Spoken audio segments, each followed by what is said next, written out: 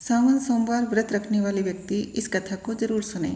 भगवान शिव की आराधना के लिए सोमवार का दिन सबसे खास माना जाता है। जो लोग सोमवार व्रत रखते हैं उन्हें इस कथा का पाठ करना बहुत ज़रूरी होता है। सावन सोमवार व्रत कथा इस प्रकार है।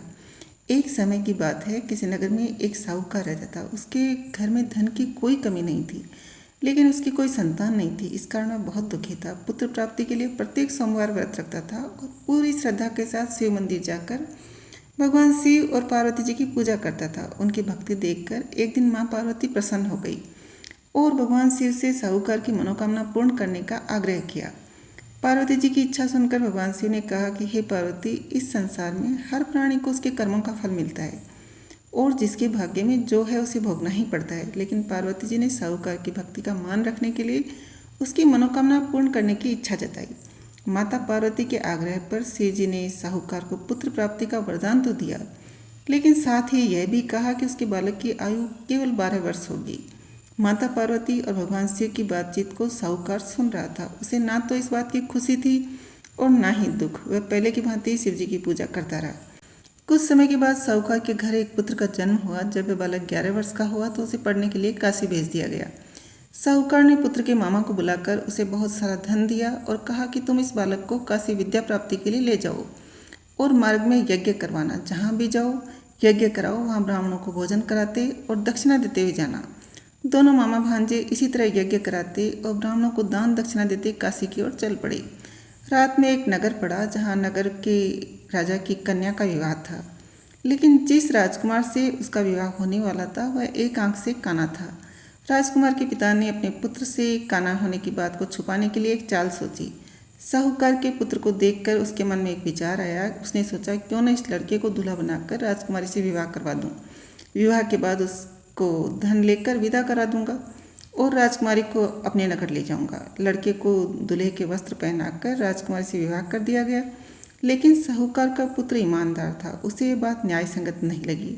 उसने अवसर पाकर राजकुमारी की चुन्नी के पल्ले पर लिखा कि तुम्हारा विवाह तो हुआ है मेरे साथ, लेकिन जिस राजकुमार के संग तुम्हें भेजा जाएगा वह एक आंख से काना है। मैं तो काशी पढ़ने जा रहा हूँ।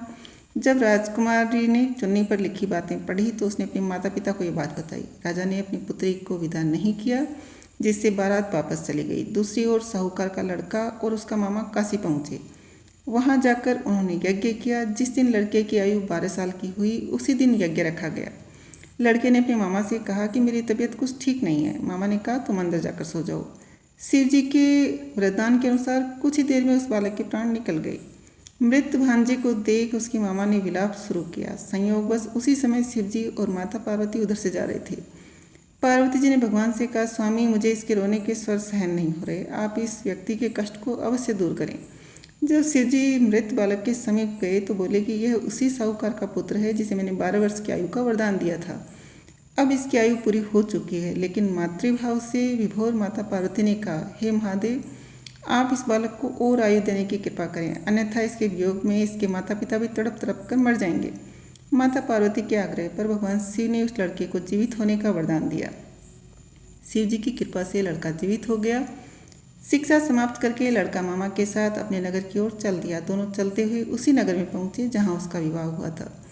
उस नगर में भी उन्होंने यज्ञ का आयोजन किया। उस लड़के के ससुर ने उसे पहचान लिया, महल में ले जाकर उसकी खूब खातिरदारी की और अपनी पुत्री को विदा किया। इधर साहूकार और उसकी पत्नी भूखे प्यासे रहकर बेटे की प्रतीक्षा कर रहे थे। उन्होंने प्रण कर रखा था कि यदि उन्हें अपने बेटे की मृत्यु का समाचार मिला तो वह भी प्राण त्याग देंगे, परंतु अपने बेटे के जीवित होने का समाचार पाकर वह बेहद प्रसन्न हुए। उसी रात भगवान शिव ने व्यापारी को स्वप्न में आकर कहा कि हे श्रेष्ठी, मैंने तेरे सोमवार के व्रत करने और व्रत कथा से सुनने से प्रसन्न होकर तेरे पुत्र को लंबी आयु प्रदान की है।